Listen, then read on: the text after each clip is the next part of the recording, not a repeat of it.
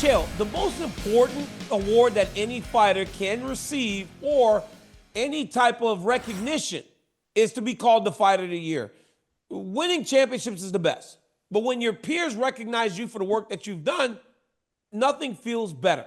So, when it comes down to the male Fighter of the Year for 2024, it seems as though it would be Merab, Alex Pereira, Ilia Topuria, and Alexandre Pantoja. Merab becoming the champ, Pereira defending 3 times, Ilia winning the belt, defending the belt, and Pantoja defending the belt, winning and defending.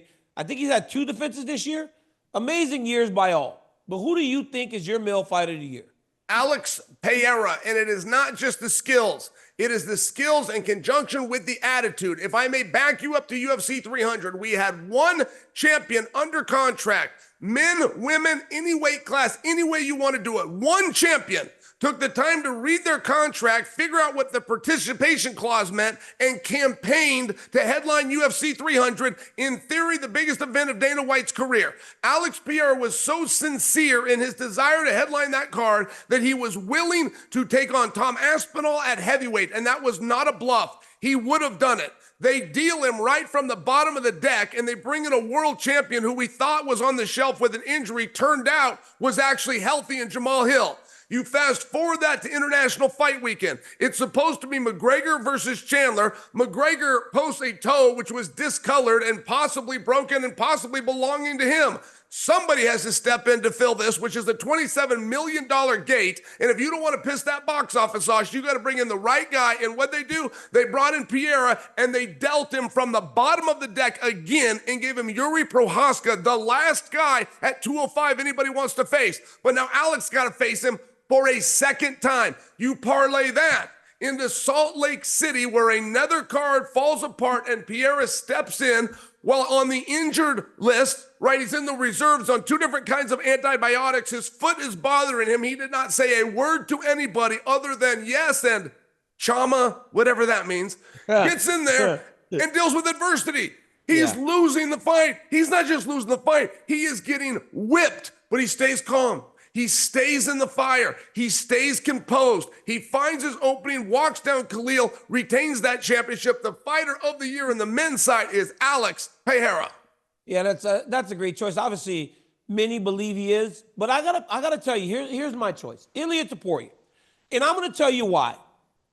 I don't know that one of Pereira's wins or 3 of Pereira's wins outweigh in terms of importance the 2 that Ilia Topuria have. Okay. So Pereira beat 2 former champions in Jamal Hill and Yuri, and then he beat a guy in Khalil Roundtree who's really good and was ranked 7th, right? Went up in the rankings after he lost.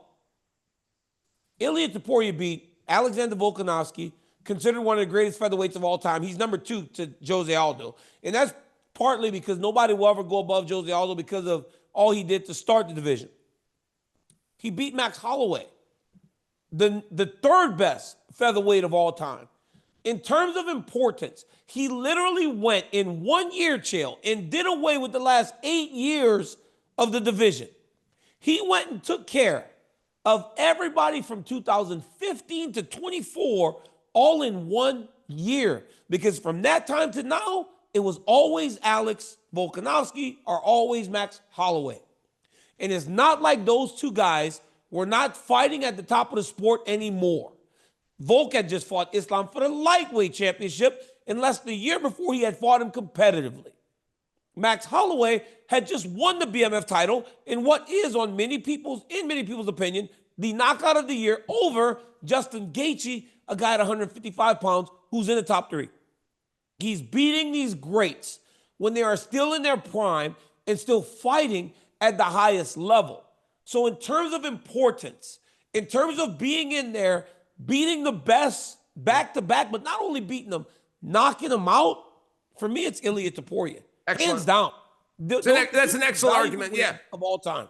It's an excellent argument. When you beat Volkanovski, you're not just stopping one of the great featherweights of all time. You're not just stopping the world champion. You're stopping the consensus number 1 in that moment, pound for pound. So there are multiple victories within the 1. I'm going to stay with Pereira, but you made a point very strong and very clear. Yeah, it's a great year for male talent. Those 2 guys shine brighter than any stars we have inside the octagon.